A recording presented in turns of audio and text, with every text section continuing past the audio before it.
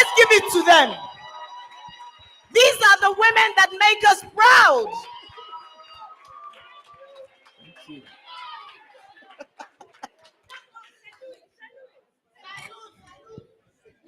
I don't know why some women here are shouting St. Louis. Are they representing? How many of them? 2. Okay. Are they still taking people in that school? She said, Joseph thought it was sugar. So, as I said earlier, to set the tone, set the mood, give us some really good kind of background music, background introduction to this session. Please join me again in welcoming Her Excellency, Dr. Hadiza Balarabe. So you'll give us a 5-minute talk, which is fine. Would you like the podium? Okay.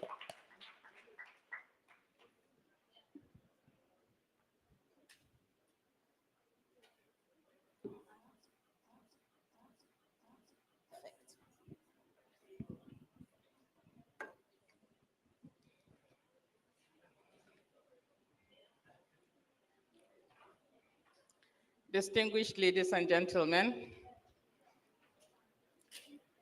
good evening. I have just 5 minutes, so I will run through what I have put down. But first, I want to extend very sincere appreciations to the organizers of the 5th edition of Kabafest for this invite and for the opportunity to share some lessons that I think I have learned over the course of my journey in leadership. As a woman in leadership, I've had unique experiences and challenges. I have, however, learned not to let challenges inherent in the job weigh me down. In my little wisdom, I have used the experiences as stepping stones. This important decision has contributed to shaping my journey. I term all these experiences as blessings, and I say, Alhamdulillah for everything. Presently, in the heart of northern Nigeria, many women have found themselves navigating the challenging terrain of leadership in this traditionally male-dominated society. For me, ladies and gentlemen, I was raised in a small village where expectations for women were limited to domestic roles. It is worthy. One's leadership journey is not without its hurdles. From a young age, the girl child faces skepticism and prejudice from those who believe that a woman's place is solely within the confines of her home. And as a young lady growing up in this patriarchal society, I've had to witness firsthand the struggles and limitations placed on women. As a young medical doctor practicing, I have witnessed gender stereotyping. Distinguished guests, even at late stages in life, most women have had to confront one form of discrimination or the other. Through the various stages of this leadership journey, you might be tempted to ask, have there been some lessons? I say, oh yes, there have been some lessons, and each with its import on my and many a woman's journey to leadership. I would itemize these lessons, and I'm sure most of the women here can relate with 1, 2, or even more than that in their own journeys. Lesson 1, for me, is believe in yourself and your abilities. As a woman, it can be challenging to break into leadership positions in a male-dominated society. However, it is important for everyone to realize the critical role of and self-belief. It is crucial for women to make themselves visible and always believe in themselves, because nobody will believe in you. Your capacity will be tested. You will be challenged. You can navigate this by being you. Lesson 2, navigating through the rugged terrain of leadership brings to the fore the true power of unity in diversity.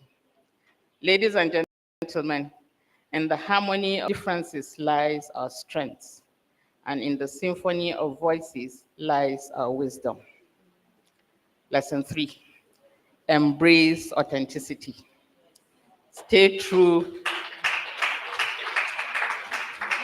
stay true to who you are, and leveraging your unique perspectives, values, and experiences as strengths in your role.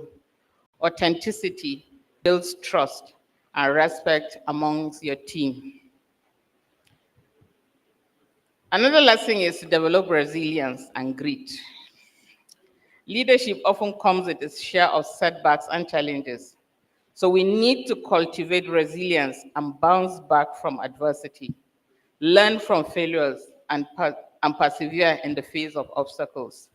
And make our time to always pause and reflect, then re-strategize and move on. Number 5, seek mentorship and support.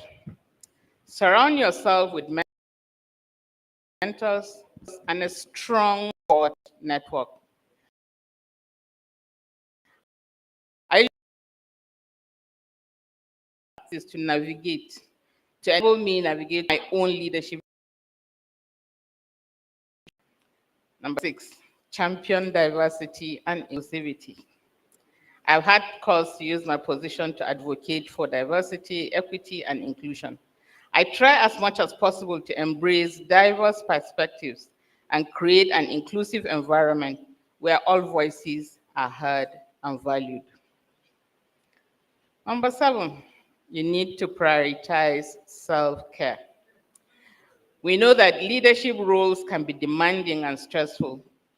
Try to make out time, no matter how little, for self-care to maintain physical, mental, and emotional well-being.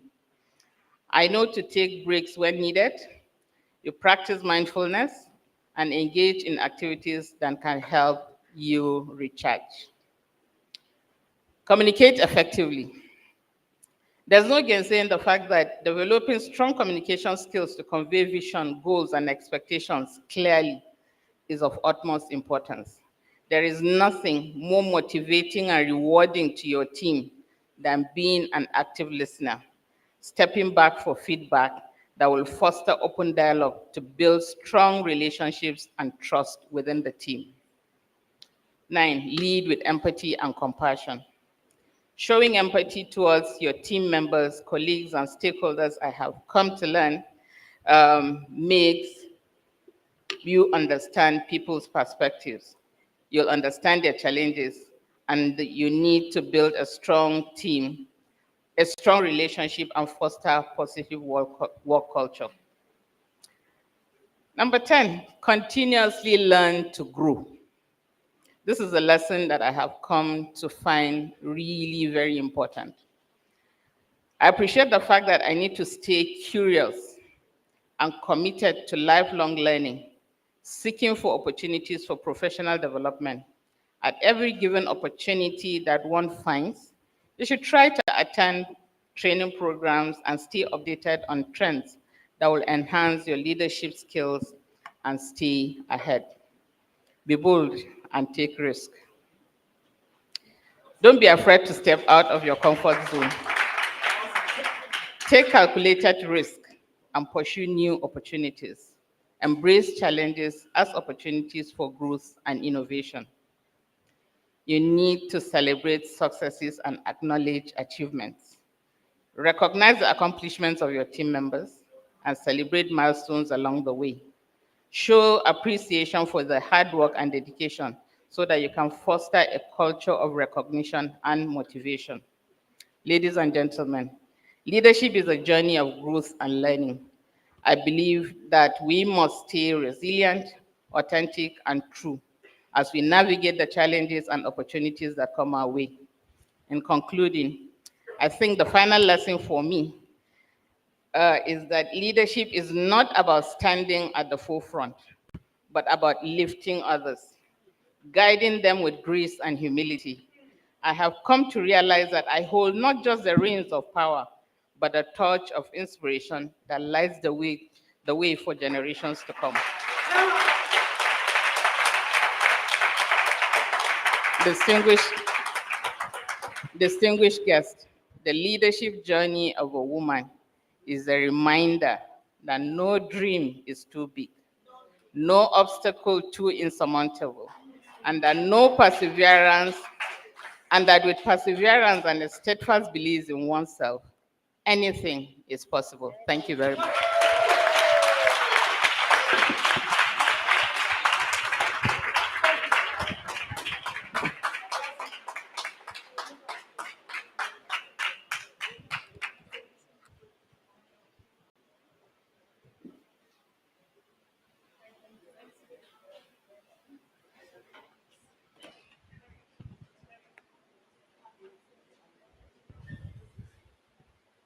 Good evening, everybody. You're welcome to Kabafest 2024. And you're welcome to this panel, Women and Leadership in Northern Nigeria. Thank you, BC. All right, so we're going to go straight into the discussion. But I want to do a little exercise in the room first. For those who want to close their eyes or those who want to imagine with their eyes open.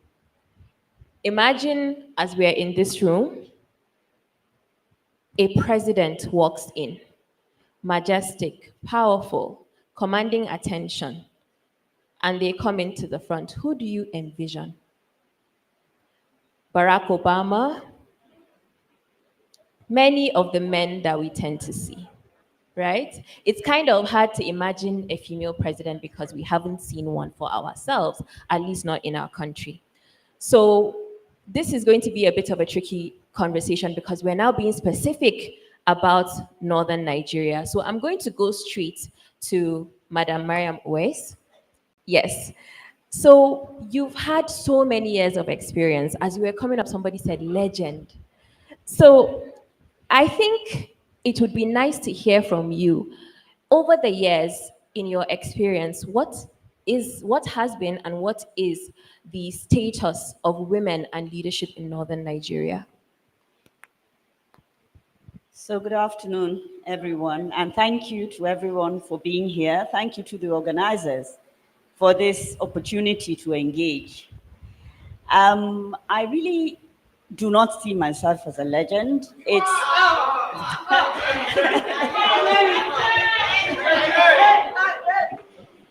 I'm just a lady, a Nigerian lady from Northern Nigeria. And, you know, the perception really, as the Deputy Governor, Her Excellency said, you grow up in a home, what you see is a woman in the kitchen, a woman looking after the children, and it is a male that goes out and is public and engages. That is the orientation. But when you have a supportive family, for me, I come from a family of scholars who really understood Islam. They made sure we went to school. They made sure they told us to aspire. We have an incredibly strong mother who used to say she has 2 sons and 3 daughters. She used to say it was more important for her daughters to have a master's degree than her sons, because she said girls going into offices looking for contracts, there's a perception that you're loose, or you're loose. So I remember then, we went to primary school here in Kaduna, and we got admission. I got admission into a school in Lagos, the Queen's College, Yaba, Lagos. I don't think there are any school, sorry about the Kano people. And we used to go, they would push us on a train. And I remember I was so tiny, my legs would not touch the floor on the bench. And we would go to Lagos on the train. And at the other end, a bus would pick us up and take us to school. It was so important for her that we not just get an education, but that we understand that humanity or Nigeria is much more than who we think we are. So that's one of the things we learned very early. Everybody, it was very clear to me in QC that we were essentially the same. Our parents were struggling to pay school fees for many of us. Our parents would visit. There were problems in families. Mothers and fathers would come upset. You know, things that were really familiar to me. They were not alien. And I thank God for that, because it made me realize that, I mean, everywhere I go now, I have family in every state, because we met so many, we bonded. It got so bad that when we were asked to apply for universities, I actually applied to go to Ibadan and Unilag. And I didn't even put ABU. But none of those universities admitted me. I wondered why. I had a grade 1. So I walked then into, it was Professor Ango Abdullahi, well, I was VC, with my results and said, look, all my mates are coming to ABU, can I join? I just went and sat in his office. And he said, why didn't you apply to ABU? I said, well, because all my mates were applying to those universities. So he just said, what do you want to study? I said, history, because I love to read. I loved literature. And I got there, and then I had my brother he's a literary man anyway. He said, no, apologies to those who studied history. He said, you don't use your brains, you just told stories and you narrate them. So you're not going to do history, you must go into at least law. And that's how I found myself in law. And so a lot of it was accidental. Now, going through what I have gone through, of course, there are challenges. I find that there are more women that are leaders and unsung than there are women that are out there. You go into the community, you find very, very strong women who command respect. Even the men are matriarchs. They listen to them.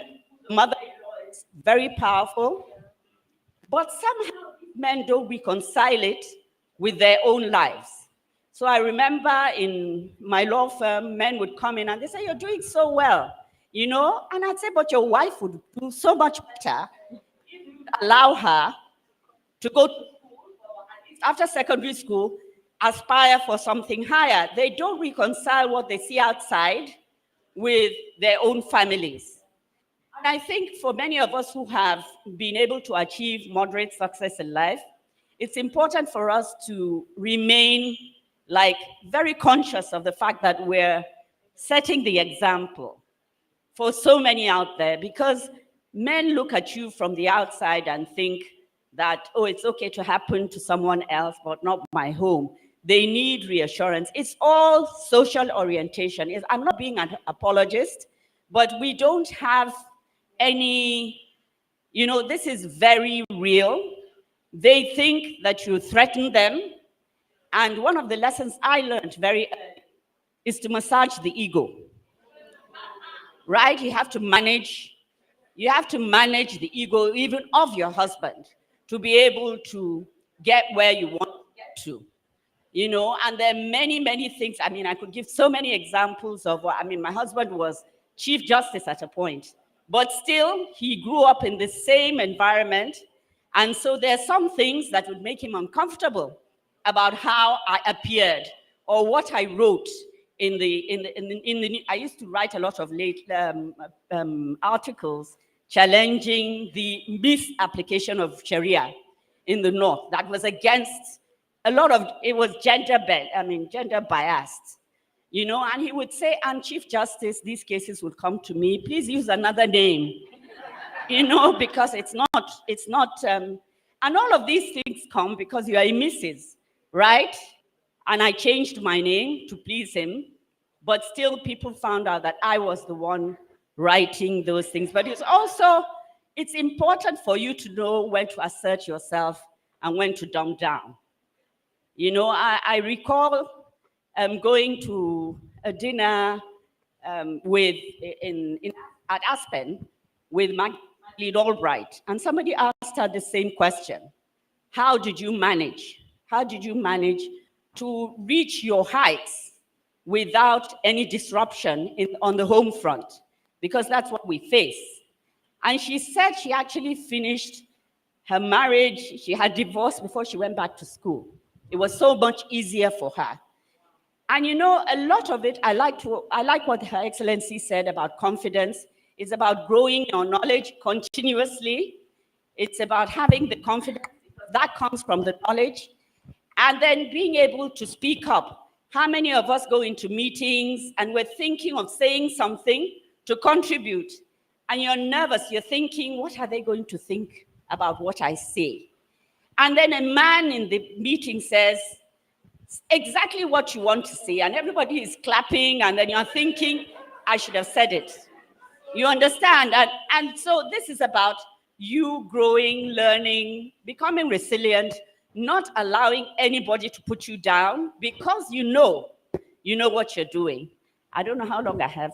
Okay, so I think I'm happy with your answer in the sense that you've shared your experiences with us and what has worked for you. But I want to add to that, right? Because I think the story you've shared with us, I know there have been difficulties, but it sounds very nice. I want to know the difficulties that you faced, because for young women of maybe our generation, we may not want to massage egos, right? We may not want to massage egos. Is that a realistic approach in northern Nigeria? Do we need to massage egos in order to be leaders in northern Nigeria? It's about having a balanced home front so you don't have disruptions when you want to do what you want to do, right? I would compromise. And I had no apologies about compromising, because I knew that if I didn't, I could be shut down. And there was no way I would go back to my parents and they would say, you didn't listen to him. I remember this same mother saying to me, if you see that the wall is white and he says it's black, just keep quiet. Don't argue, but you find a way of getting it's about navigation, it's about understanding your spouse. If you have a really hard home front, then it's going to be difficult for you to apply and to achieve your full potential. Somebody's going to try and cut you down, but some of the things that come to mind readily was my appearances before the National Assembly. It was really difficult. You would walk in there, I was one of the special advisors to President Buhari. I worked in social investment for the first 4 years.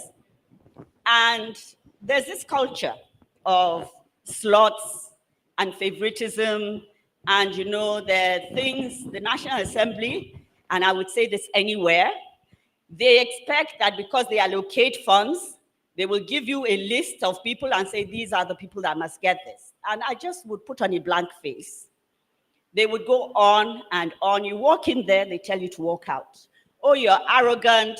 Oh, you despise the party that brought you in and all of that. It wasn't easy at all. But I wouldn't say anything. They'd finish what they wanted to say and I'd leave.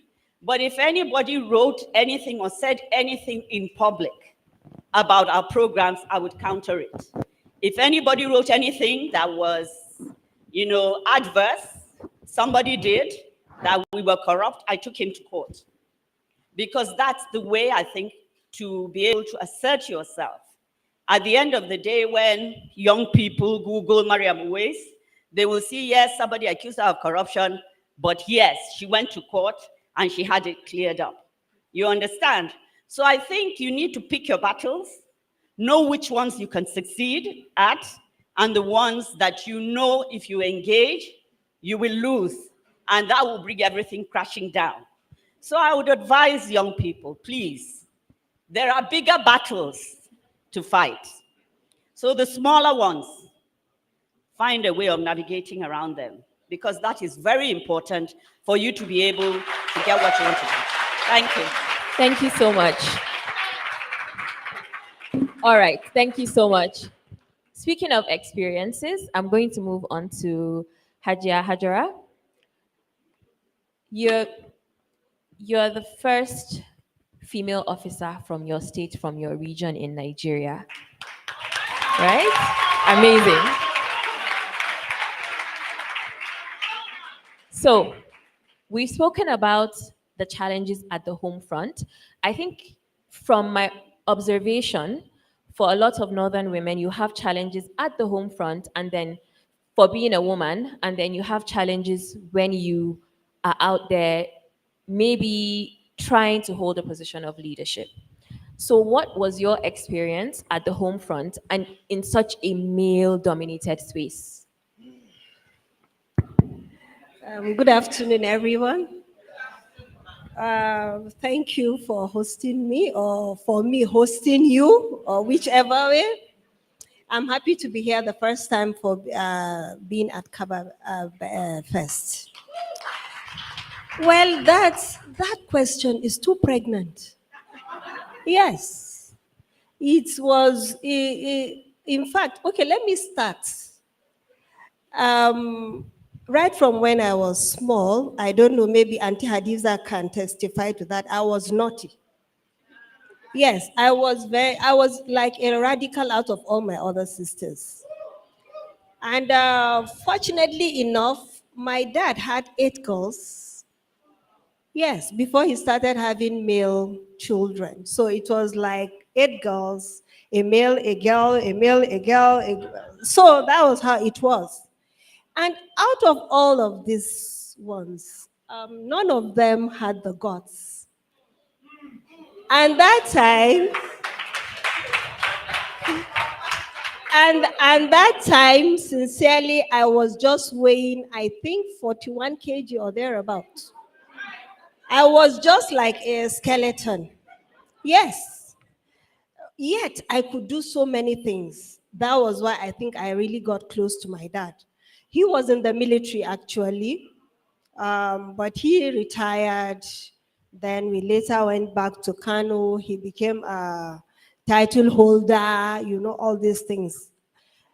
That didn't stop me from doing what I wanted to do, because my dad was very, very liberal. He wanted you to do what your heart desires.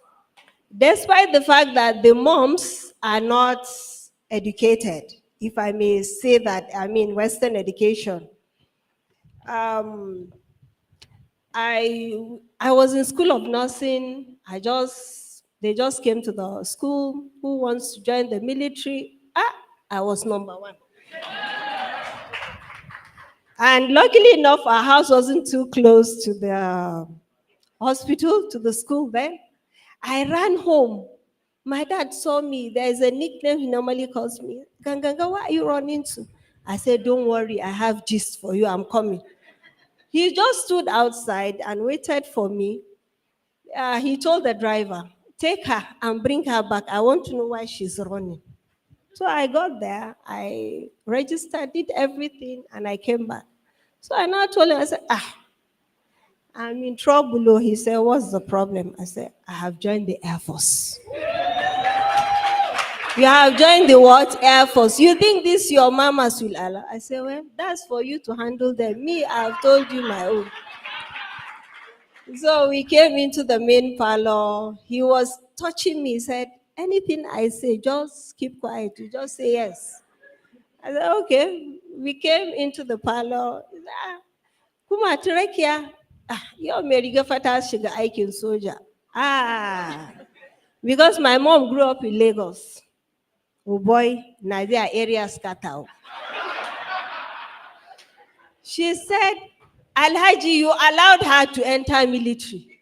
Wai me ya faru ka hana ta ta yi aure, ka hana ta ta yi waye, ta waye wa. He was touching me like, to ya za, I said, hakuri. He was touching me, he said, don't answer her, don't answer her. That was how I now joined. I went for the training. She cried because we had to scrape her hair, and my hair then was long to my shoulder. She cried, oh, she said, said, this kind wahala, what is it? My dad will come during training. He said, are you okay? I say, yes. He will bring cakes, chicken, whatever, just to encourage me. So they used to call me Metasine then, That's military for you. Metazine, your daddy is watching. Please, just don't do anything that will cause any problem for us. I say, yes, sir. Because they knew him as a retired senior officer, so they don't want any wahala. That was how I did, and I finished. And I now came.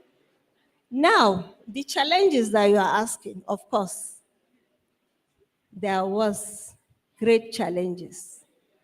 Being from the first female from Jigawa, Kano, Sokoto, Zamfara, Kebbi, the first female from the corners. So it was a real tug of war. But that didn't deter me because I had all the support I could. And don't forget, in between, I got married. Yes, I got married. Unfortunately, he died when we had our little. I was posted to Kaduna. So he called me, come, oh, madam, it's either your marriage or your military job. I say, hey, nashiga uku. I cried, though. I went and sat down on my praying mat and I prayed to God. I said, God, direct me. You know me, I love my husband and I want to enter paradise. So the ball is in your court, ya Allah. I just carried on. He came to meet my dad. He said, yes, even me, my darling wife, I will not allow her to go. I said, are you his father or are you my father? My husband was so elated, he was so happy. We left, and that was how he had an accident and died. And that did not stop because, you know, when you have good interaction with a lot of people, they will encourage you. And that was how I was encouraged to reach what I am today, that I even left. I faced a lot of things. I went to Congo for the war zone. I did so many things, so long like that, you know. But in the long run, it was a very, very good outing. And I'm proud to say yes. I am a wing commander of the Nigerian Air Force. And, and the most annoying part is that up till now, I don't even have a sister coming from Jigawa. I only have one. I have two from Kano, but all the other states that I have mentioned, I don't have any. And you know, God bless my former chief of air staff, Air Marshal Sadiq Baba Abakar. He encouraged me to go round. He gave me an aircraft, which I went round. All these northern states, all these northeast, northwest, we went round. But fortunately, up till now, I think, even the men, we don't have them plenty from this axis. Talk less of a woman. So those are the kind of challenges. I remember I was telling Auntie Lola the story with Abdul Karim when we were having lunch. As a director of nursing, I was about leaving the service. A very senior officer came to me and told me, Hajara, I want to see you. I was happy. I said, maybe he wants to toast me or he wants to marry me.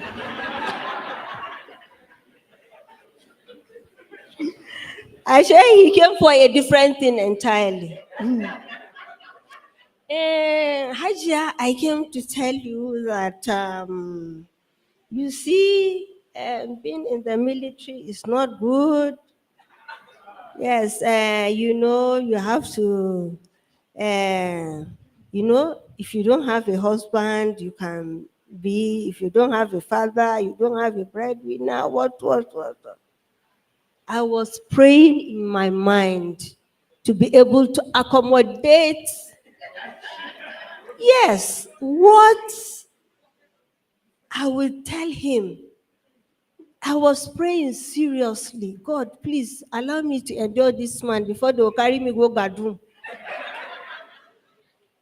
I said, so sir, unfortunately for you, you didn't ask. One, I'm a widow. Two, I no get papa. Three, I'm the breadwinner. So where will I want? You want me to stay by the roadside and be doing good evening? He said, Subhanallah, Subhanallah. He got up and he left. Immediately when he left, I got up. I went and met the Imam. I said, sir, please, sir, I want to ask you for a favor. If not, then chubro ubanduk wanina mujin. Demu magana banza. He said, oh, God said, Hajara, what is the problem? I said, that how can somebody come and meet me at this age and era and time that me, I'm about living, that I should not be in the Air Force? For what? So that was how Malam got up, the Imam got up, he went to the mosque, and then he was now advising them. So you can see the challenges hasn't been easy, even from your home front, from your parents, from your family, but my family is really proud of me. Yes, that I Thank can you. tell you. Thank you. Thank you. So I think it's great. On stage, we have success stories, right? And I don't know who was at the last Kabafest and was at Grace's panel. Grace also said she did not have any challenges as a. Oh, you want to share the challenges now? I want to reframe the question, right? Because earlier before we got in, Grace said like, oh, she's not sure why she's on the women in and leadership panel, but you are here because you are a leader in telling women stories in northern Nigeria. Right. Thank you. That makes it. Okay.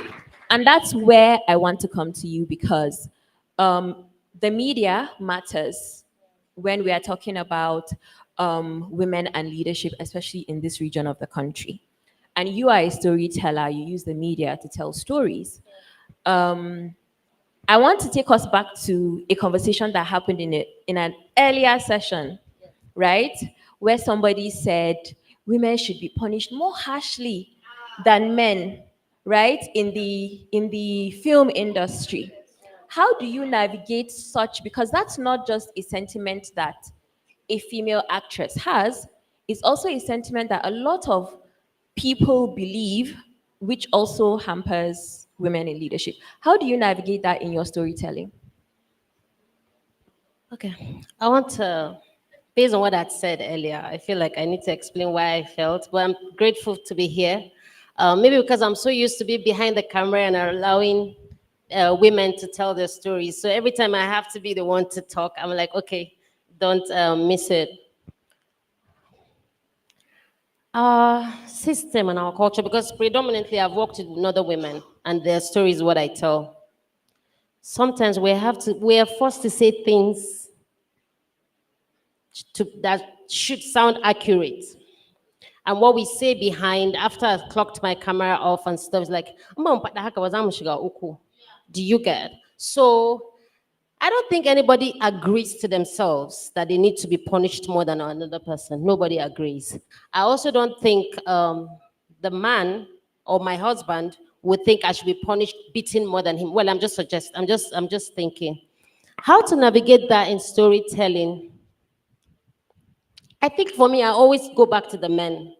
How about a man standing up to say, no, that is wrong? How about a man advocating for the women and say, no, in the Quran, this is not what it said.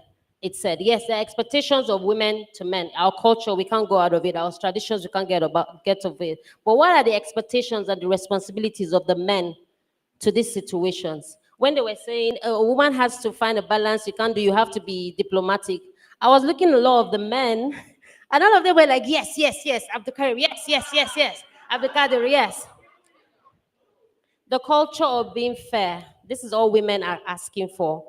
Personally, and I think a lot of women, like mommy said, I don't think any woman is trying to really, really overshadow a man.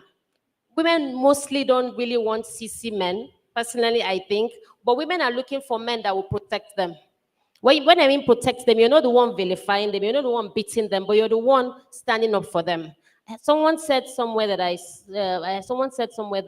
the balance of a man and a woman is important, because where there is no power of a man, even other men will go over a woman. And so you need men to kind of defend and protect. So for me as a storyteller, I would look for women. I will showcase, if it's a visual, if it's a fictional film, I will tell the story how it is. But if it's not, if it's a documentary, I will look for a woman that is daring, like Zara, to tell the story. Or I look for men that will advocate for women. That's how Okay, thank you so much. So I want to come back to this because you mentioned the reaction of men in the audience, right? Um, I want to say that the conversations that we're having are the conversations that people in the room will absorb, right? So I completely agree with you in terms of navigation because that's what worked for you. But we have a generation of younger men in the room. Some just got married, some are about to get married. What are we teaching them? What should we teach them in terms of propagating women in leadership, especially in this region of the country? So, among them here, who will marry? I mean, I met someone here who met his wife here at Kabafest, right? And they came with their baby this time around, Absalom. So, there are men here who are about to get married. Some might meet their wife in the audience. Who knows? So, what should we teach them about what their behavior should be like, or what kind of support they should be giving to their wives? So, I'm going to hand this over to Auntie Maryam. I ask for empathy, for understanding, for support. That is very important. But we should bear in mind the context.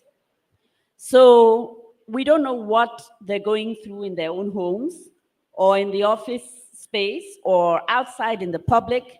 All of that, we are all creatures of our own backgrounds and our experiences, and we can't cut that out. I guess if I married somebody very young, I would maybe be more assertive because he'd be less patient. But there are many things that we grow up with believing is our role. For instance, a lady wins an election and comes to the center of town, right? If she's in politics, she's going to do the work that the man.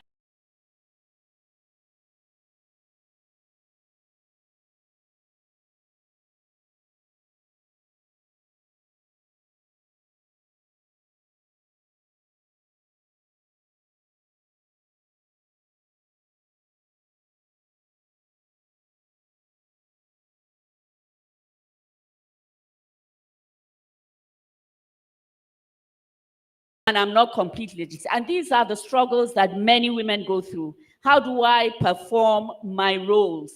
And those roles are things that are ingrained in her. It's not something you can take out in a moment. I remember, going into this public space, and I'm still battling with doing everything that I feel is my responsibility. I used to think I need a wife myself. Because you're busy thinking, I can't fail here and I can't fail there. So this is resolved by having partners who are very understanding, who are very supportive.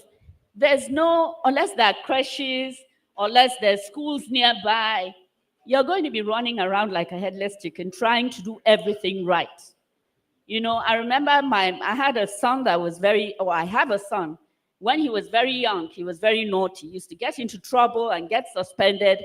And the one thing that got me, that gave me consolation was if he got suspended because he was fighting or in a gang in their primary school, I'd look around and see other women who were home. They weren't working. And I'd say, well, it's not because I'm working. The other women are sitting at home and yet their sons, it's just something that's ingrained. So we can't battle these things. The husbands need to understand that their wives need to be supported to achieve their full potential, and everybody has the right to do that. But the way you achieve that, you need wisdom. That's what I'm trying to say. Okay. Thank you. Thank you so much. I'm going to move on to Hajara because you've been in a male-dominated space, right? And you've talked about challenges where you had support from your father, who is male. I'm not sure what kind of challenges specifically you've had in the course of your work, apart from someone telling you that as a woman, you can't do that, right? These are some of the negative stereotypes that I believe limit women. And I just want to ask, in your view and in your opinion, what are some of the negative stereotypes that we need to work on, that we need to change, that affect these women trying to get to positions of leadership in the North? Well, as I said earlier, I, none of them, and I mean none of those senior officers, apart from that other person that came to challenge me, I have not, because I have not faced any other challenge, because I have the confidence. I can stand up anywhere and I can talk. I can say it as it is. So therefore, everyone is just scared. If it is Bashir's issue, please answer her, let her go, before she will come and cause kata kata. But I had to baby some of these female officers. Yes, I had to encourage them to stand up for what they believe in. There was the one of them that is from Kanu. Someone just addressed her and told her, "Ke dan ubanki ba nan bane ba wajen ku irin ku bane a nan wajen." She came and I told me, she was crying. I said, "To you, Kuma, what did you do?" "Ma, I don't know. I just stood there." "And you stood there like a senior MU. You didn't talk?" So I was now going to confront the officer. She said, "Madam, Allah kirufamu asiri. Please help me. Don't put me in trouble." And still, this my mouth, keep quiet. After a few days, we met. I now asked the officer, I said, "Come, Oga, is there a difference of Bashari and Hawa or Halima or Ngozi or Chidebere to enter the military? Is there a difference?" He said, "Why am I asking?" I said, "Okay, instead of you people to be encouraging the northerners, you are the ones driving them away." I went and met her. I said, "Come, if any one of them should talk to you, tell them to come and meet me. I'm ready to face them." So that's how I have been doing. And I have been nurturing them, mentoring them, encouraging them to now live up to expectations. And by now, one is a squadron leader, the other one is a flight lieutenant. Alhamdulillah. So that's just it. Yeah, I took permission from Maryam to comment on what they're saying. I think for me, I'm seeing some similarities and what we have in common, especially for the two aunties. First of all, is the family support, the fathers that they have or we have. My father too was like that. There was there was protection from him, and he didn't never treated us like we were less of the boys. We had two boys and three girls, and we were allowed to speak our minds, which I can see their parents too. So if you, as a father, especially for this generation, you're raising daughters that have confidence that she's talking about. You're raising daughters that are allowed to express their opinions, whether in school or at home or between she and her brother, or even a boyfriend or someone that is going to marry her, in a way that you are not put down, you are not stopped, you're not cancelled. But I think there's a statement like that. So having a strong father figure that boosts your ego, boosts your confidence, know that you're enough, you're a woman, you don't have to lose your femininity to be all over the place, you can still be a woman. And then secondly, you yourself realizing who you are, that you're a woman that can speak for yourself, and a little bit of stubbornness helps and goes a long way. In Kinashiri, you're always quiet. Nakachi, everything be quiet. Stubbornness helps sometimes for you to be able to, yes, stubborn women, they were a little stubborn. Yes, with age, with age, sometimes you would find easier ways to navigate these things. As a new bride, ooh, I grew up in Kano, and my mouth is all over the place. You say things, but like she said, honestly, as experience, sometimes when you discover how it works better, it doesn't still mean you won't know what I want. It doesn't still mean you won't hear what I want to say, but I might find better ways that will take me faster to where I'm going to than the fight and the struggle and stuff. I'm not saying don't fight. Fight where you can and listen where you can and manipulate where you can. All right, thank you. In a good way. So I'm going to come back to you, Grace, because I want to address the conversation around storytelling, especially for Northern women, right? You shared an experience with me. I'm not going to be specific with the audience, but you shared an experience of a show you had worked on that chronicled Northern women, and at the last minute, they backed out because they were afraid because there was backlash, right? So, on the other hand, we saw the campaign of Hajia Aisha Binani, where at a point when people thought that she had won election, a lot of men were wearing hijab as a sign of solidarity to her and her leadership, right? So I think in a way, she kind of created a situation where she changed the narrative of people began to see the hijab as a sign of power, as a sign of winning, political leadership. So I want, there's a lot to say there around narratives, because on one hand, we have people who got afraid, who had to step back because of backlash. And then we had someone who went for it, almost succeeded, and changed the narrative of what it means to wear a hijab or what a hijab stands for. So, in terms of narrative, what do you think the media can, should, will do for Northern women?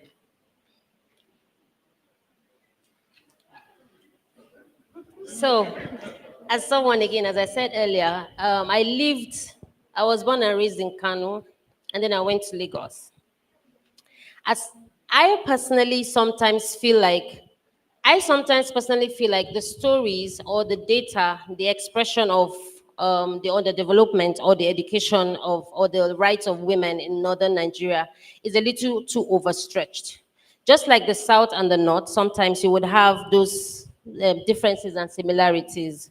Now, for the narrative of women, that okay, the story she's talking about is actually a TV show where women were supposed to show an example of how their lives are as northern women and stuff, which could have been something that was inspiring, which could have been something that could emulate. So people can say, okay, she does this, she's a married woman, she has kids, she has business, and she's religious, she covers herself.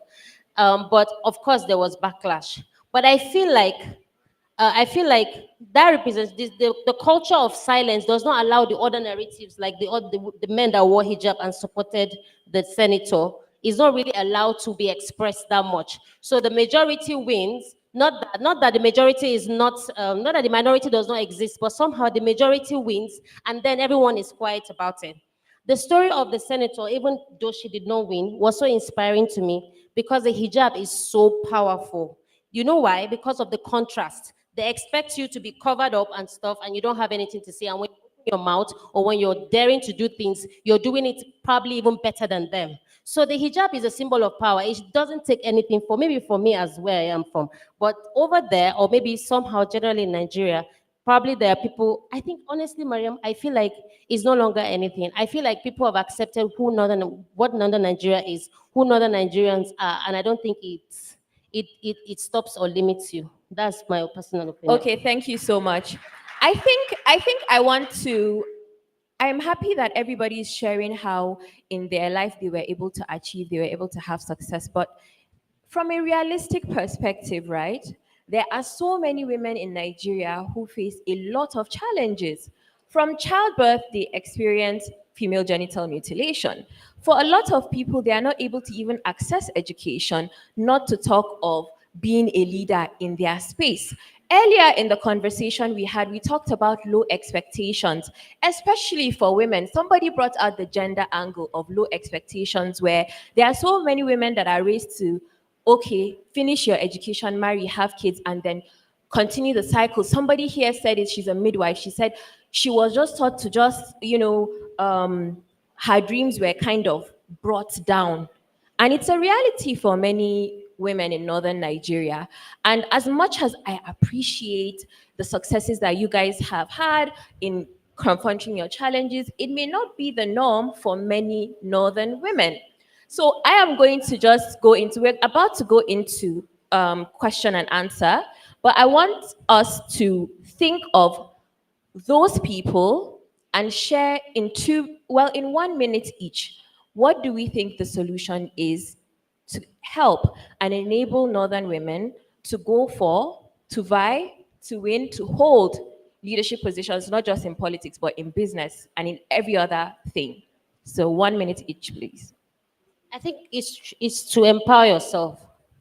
It's to empower yourself. And when we say empower, it's not about money. It's to have value to your family, to your husband's household. I don't want to say what you have, but there's a way you would develop yourself, have value, even if you're not selling or buying, that your husband would listen to you. If you have something to contribute to him, rather than you depending entirely on him, it's not oversaid when they said, be a bit independent. If your life depends completely on a man, Mama Nata can say like, one day, anybody that depends on a man is an orphan without something, say is an orphan. So for me, I would say, to live your dreams and to insist on certain things, be stubborn, know your value, and find ways of expressing it. That's all I would say. I believe that we really need to work on our parents.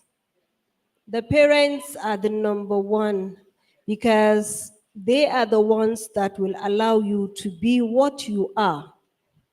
They should be able to counsel the females, especially. And then maybe apart from the parents, also the clerics.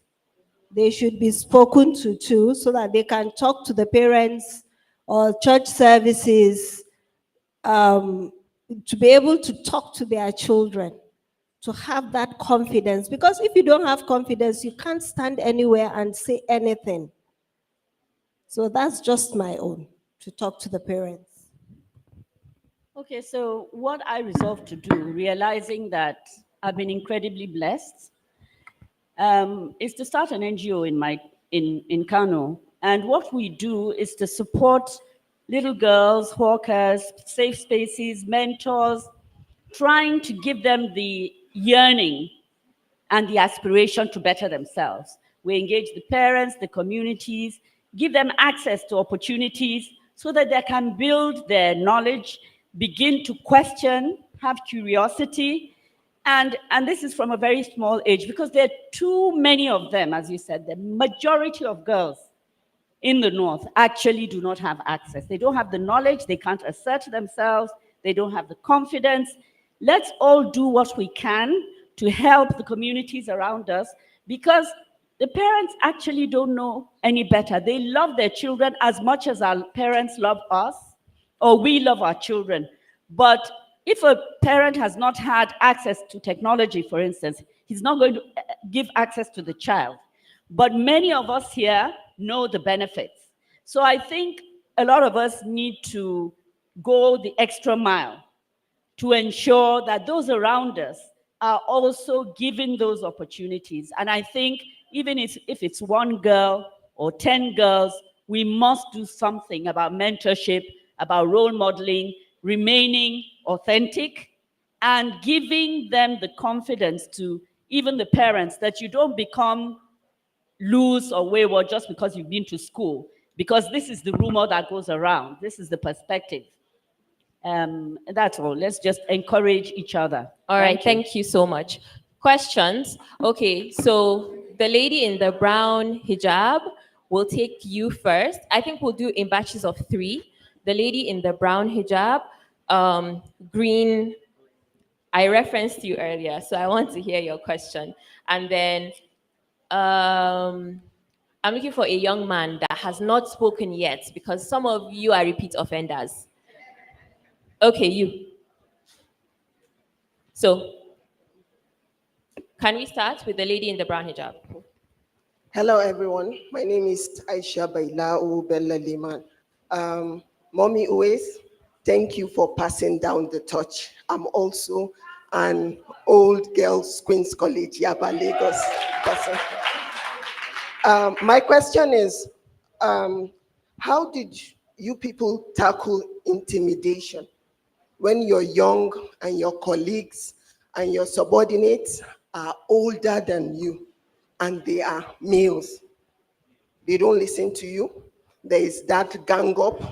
There is this Cold War. So, you get scared how to talk to them, being in a position of leadership and they are your juniors in the office. So how were you able to conquer that? Thank you. Okay, so we'll take the next question. We'll take 3 questions before we answer.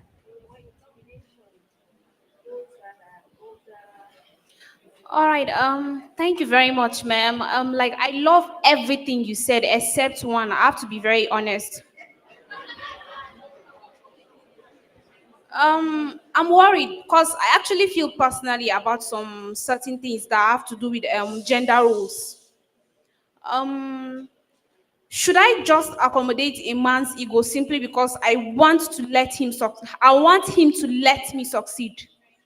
That's my first. I don't think we are masseuses actually who should be massaging people's ego simply because.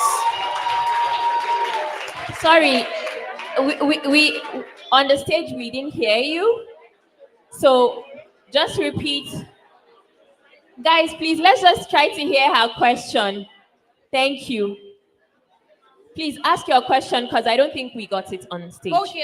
I'm sure for those of you who heard me, sorry. I know that the man's ego is an inherent part of who he is actually. Yes, it's okay. Men should be respected as much as anybody should, even as much as a woman should. But do you think I should massage a man's ego simply because I want him to allow me do what it is I should do as a human being and as a person who has dreams and aspirations? All right, thank you for your question. Sorry. Next question. There is the last question for her. Okay, Please, you have another one? Yes. Okay, go ahead. All right. So I'm in a dilemma actually. What do you think as a woman who wants to grow to the hierarchy of probably let's say leadership, power? What do you think I should actually focus on? Honing my skills and my abilities as a person, or just trying to ward off the antagonist to what I do? Because there are a lot of men who don't like the fact that a woman succeeds. Like we cannot deny that fact. Yes. There are a lot of them who hate that fact. Like it does a lot to their sense of security and yeah. So what do you think I should focus more on? Because even as you do better as a woman, there are still men who come after you too. So what should I focus on? All right, thank Developing you. myself as a person or trying to ward off these antagonists? Thank you very much. Okay, thank you. Third question. Yeah, white kaftan.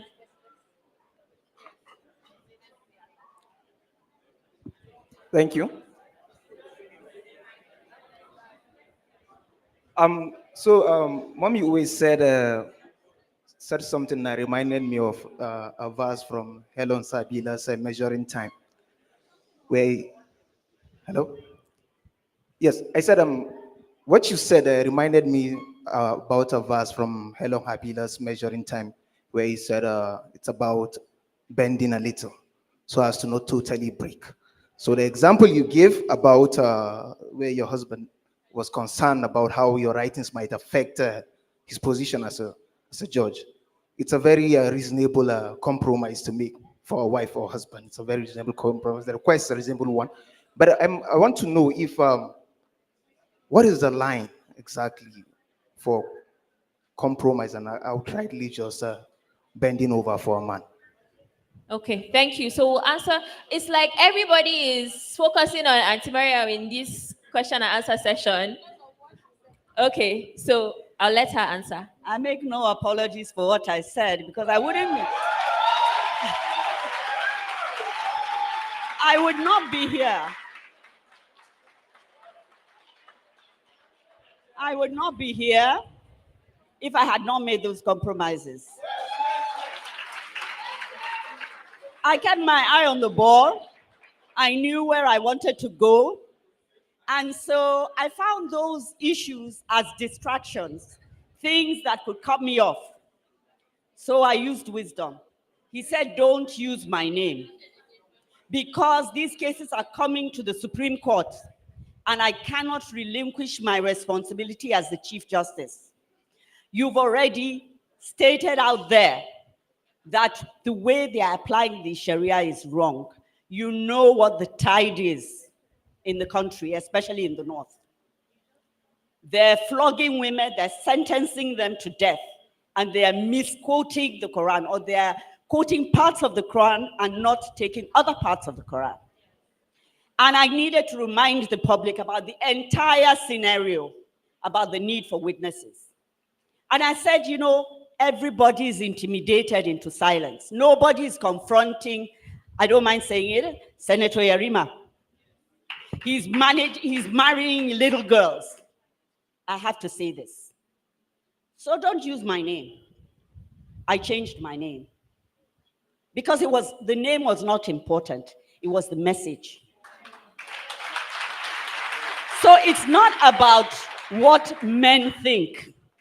It's about your comfort zone. To be able to manage your comfort zone. If you have people you respect, who support you, you should be willing to accommodate some of their own nuances, because he too has some role that he plays in the public. And I couldn't close my eyes to that. That is respect. It's not about, maybe the word I use, massaging ego, is what has irked you, but that's what I did. Don't worry, I won't use your name. So, sorry, your own question was? What's the line? In terms of when you're... I cannot say that there's a line, because every context differs. You understand? You just have to look at the entire picture, know what you're gunning for, and trying to determine what works now so that you can get there. You understand? So this is what some of the things that we find a lot in our own lives. What anybody else says, and I know I got a lot of that, oh, his wife is out there saying what she likes, doing what she likes, so long as the person that mattered understood. It was enough. So I needed to keep him comfortable. You understand? And I hope and I pray that we will learn that, because that's how you get to where you want to go to. You understand? It's like civil society. It's not only about confrontation. It's not about abusing people or castigating people. It's about knowing how you will get results. Once you know how to get those results, you can engage with government, you can engage with the opposition, so long as you keep your eye on the ball. Thank you. We're going to take one more comment, but I want to answer to the midwife as well, in the sense that who you pick to marry matters. There are men, don't pick a man that you have to be begging him for you to succeed, right? Marry the person that believes in you and supports your goals and visions too. So we're going to take one more comment. Okay, so there was one young man in a black kaftan. We'll just take one comment from him. He just stood up from here. Please, let him just speak. Please, our time is up. So you need to be quick. If not, we cut off your mic. All right, thank you very much for this opportunity. My question is still going to Mommy Maryam Uwais. First of all, I want to say thank you for being brutally honest, because when it comes to delicate topic like feminism, a lot of people don't keep open mind. They feel like feminism is supposed to be like a war between What's your men. question? Yeah, men and women. Time is actually up, so give us the question. My question is this. I like the fact that you address it. Sorry. Okay. Don't aggravate the crowd, Okay. please. Okay. Thank you very much. So I want I wouldn't want to be with a woman that allow me to fill up all the spaces when I All come right. into a room. So, and I want to be with a woman that is brilliant because I love to learn. And in the long run, I want a woman that will be Is there that a for my children. question? That's the question. I want, please, let me finish, please. Please be quick because time is Okay, up. yeah. Time is up. I would want my woman to, have a life for herself, and I still want her to be there for my children. As a young man that wants to go into marriage, how would you advise me to achieve this? Because I actually want to use one stone to kill two birds. A woman that can actually have a life for herself, and a woman that will have time for my children. Thank you very much. All right.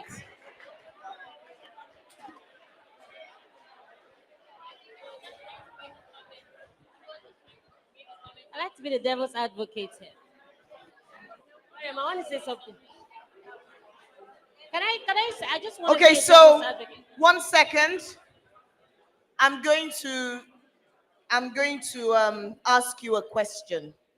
So, the film Rebellion, after which, screening that film, after which we get to talk to Shegun Arinze, Uzi, and Soraya.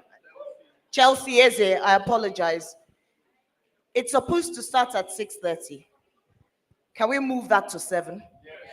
So we can talk a bit more. You okay with that? Okay. So you have 15 more minutes. Okay. Okay, great. So Abdul Karim, I'm gonna ask Abdul Karim because Abdul Karim wanted to make a comment.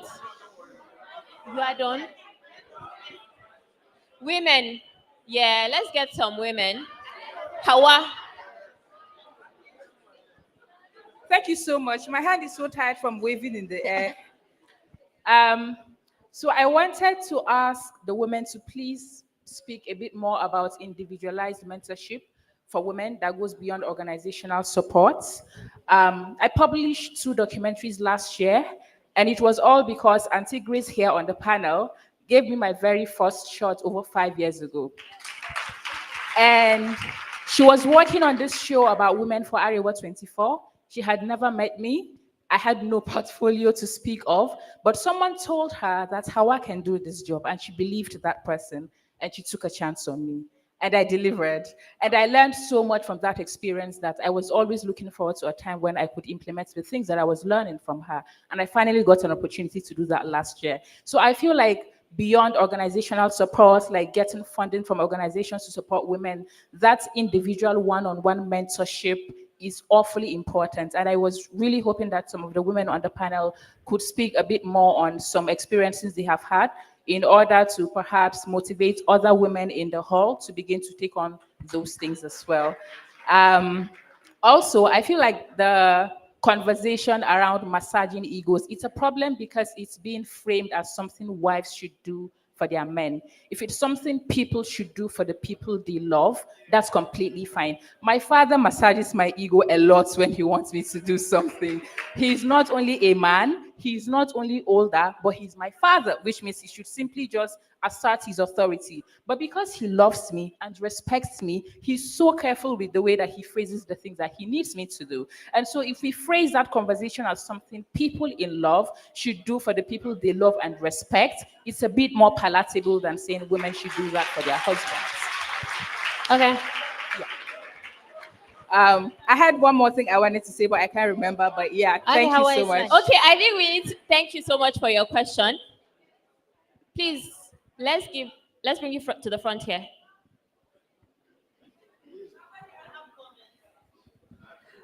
Hi, everybody. Okay, so because we are old, and we've been there, done it. I actually wasn't going to say anything, but I thought I should mention this. It's really important that you understand that the person you marry is going to be the most important decision of your life. Not the school you go to, not the father and mother who gave birth to you, but actually the man you marry or the woman you marry. And I am therefore encourage you to enter marriage, both men and women, with clear eyes. I'm serious. Shine your eye. Yeah? Love is nice, oh. And if you manage to combine love and other qualities, is great. But how your life turns out as a woman in particular is largely going to be determined by the man you attach yourself to. So, in giving the advice to the young man who said, how do we combine having a woman who is an achiever but who can hold down a home, you make yourself that kind of man. Yes. And then you will attract the right kind of woman. Are you the sort of man who allows a woman to flourish while at the same time you're a good father and a good husband, and you yourself, you are an achiever? That's how it works. Thank you.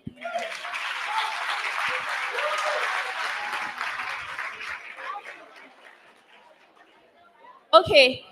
I'm going to take one more young man, one more young woman in the room. So yes, please, green. Finally. You know what? It's open to everyone, but I'm just trying to get, the reason I'm trying to get perspectives of younger women. We have women from a different generation on stage, and our perspectives may not match. And so I'm using this section to get the perspective of the young women so that we can learn from each other. We all have what we can learn from each other. So let's get that. Good afternoon, everyone. My name is Fatima Garba. So the question I have today is, okay, so I'm growing and I'm learning and I'm just really trying to navigate my life. And personally, I feel like I want to be a career woman. Like, I just want to be sitting on that stage, just being out there. But then again, I also want to have a family. I want to be a mother. I want to be, I want to be all those things. So my question is, can we have it all? Because people keep saying, oh, you can have it all, but not at the same time. And I'm like, okay, so that's my question. Like, can I have it all? Yes, we can have it all. Okay, we are going to go back to, I want to get a young man. Please not comment to questions, okay? Okay. Yes. Please, yes, the guy that's standing. Okay, we'll take two, but you guys just be quick with your questions. Okay. Hello. Good evening. Thank you very much for the opportunity to speak. So I wanted to ask a question. From the panelists, there's something I understand. They all had a good background, both education and parental. Looking at what is happening right now with the data of children that are being given birth are mostly females, and the population keep multiplying. Access to the education, basic education, is not even denied. So you see that there is a large number of people that are supposed to be going to school, but they are not even accessing the good education, to be precise. As at 2050, it is estimated that this population. Okay, so I'm going to the question ask you is to go straight to the question. So please, ma, what initiative from your experience, from exposure, what initiative do you intend to bring to this young generation, young people that doesn't even have access to this information, to start going to school, to have access to the basic needs? Thank you. Okay, thank you. I think she already answered that around her NGO. Yes, I'm respecting to the military part and the other career. Thank you. Okay. Like Hawa said, I started it. Okay. On being individual and mentorship. Like Hawa said, the Northern story and the Northern representation is my utmost, foremost passion, and especially for women, to present them to the community, to the region, and say, see these women, see what they look like. Please emulate, bring your children and make them look like that. It is possible. And that's what I've always done with my programs. I go around Nigeria, look for Northern women, tell their stories, and then after that, I create shows, women shows, bring in guests, and they talk about the same issues that we're talking about. So for me, I'm doing more. I'm doing what I'm doing. I intend to do more with more funding. I intend to collaborate. Yesterday, I was at Publish Her. Constantly, for me, as if I'm in any place, I'm constantly looking for women or people that I can work with. I've collected numbers.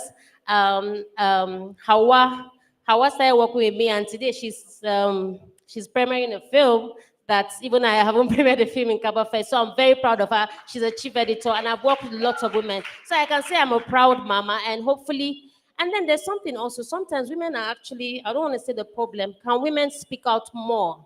Sometimes the women that are also saying, don't do this, don't do that, don't like her. Her father defended her, but her mom, because our mothers too are victims of the system. So we mothers have to also teach our daughters that you can be more, you can be better, and they also would expect and teach their daughters. So it's a two-way thing. And one last thing I want to say honestly is, sometimes Gen Z, I'm not so far from Gen Z. I understand, but what I'm trying to say is that sometimes you want us to say, don't leave the man, don't do this, don't do this.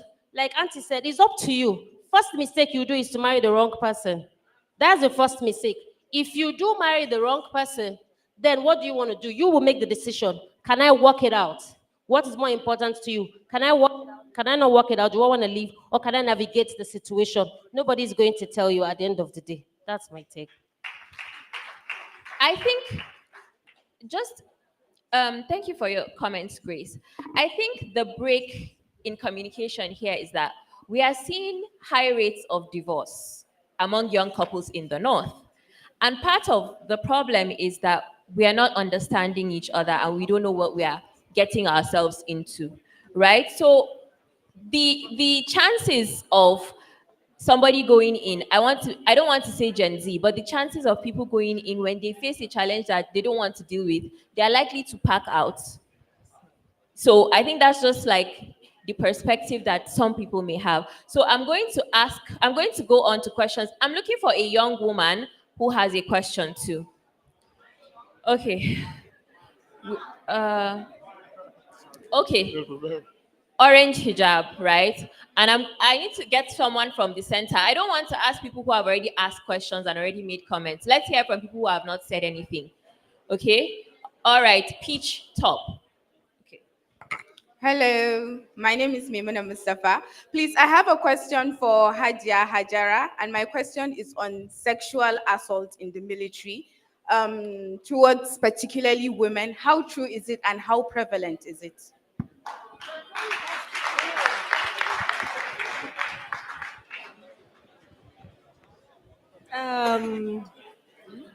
Sexual harassment. You are talking of sexual harassment.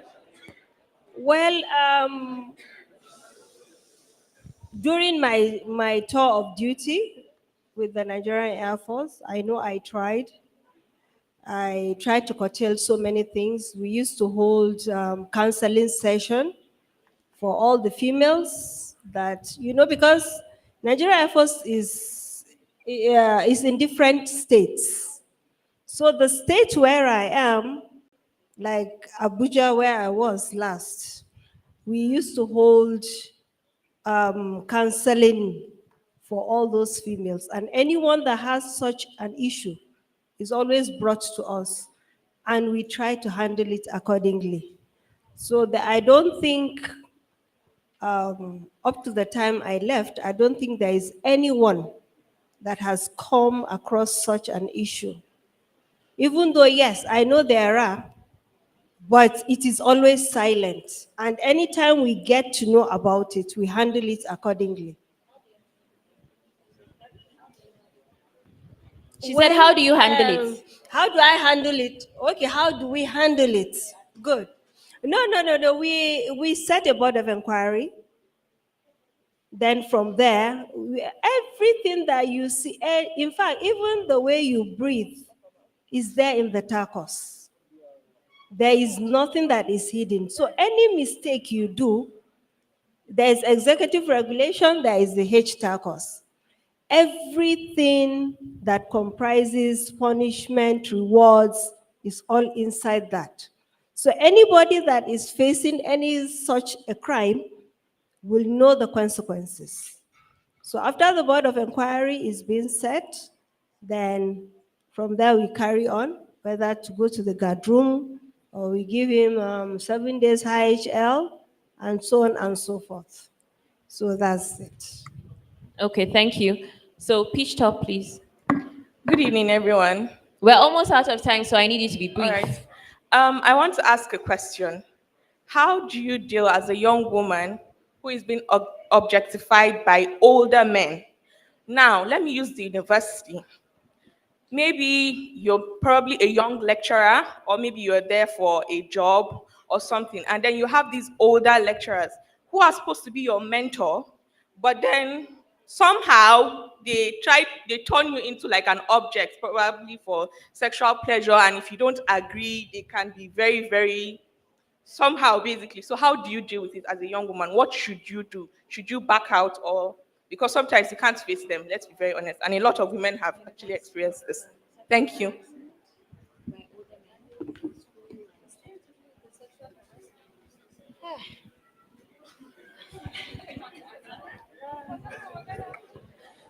Young lady, I think it's very important for you to summon the courage to report it and put it in writing. If for anything, it should deter him, and it should deter anybody else. They won't come near you if they know you are bold. This thing continues because people are afraid. They don't report, they keep quiet, they say there's going to be a stigma. These are one of the places where, and this is one of the issues in which we can't afford to keep silent. Please speak out. Even if you think that it's not going to be addressed the way you want it to be addressed, engage the media, engage civil society, make an issue of it, and don't keep quiet. Thank you so much. I want to thank the panelists. Thank you so much for bringing your experience. Please, let's thank them the Kabafest way. Thank you so much. And not just the panelists, but let's also say a massive thank you to Her Excellency, Deputy Governor, Dr. Hadiza Balarabe. Huge thank you to Madam Maryam Uwais, to Wing Commander Hajara Bashir, retired, to GraceYakubu, and to the incredible moderator for today, Maryam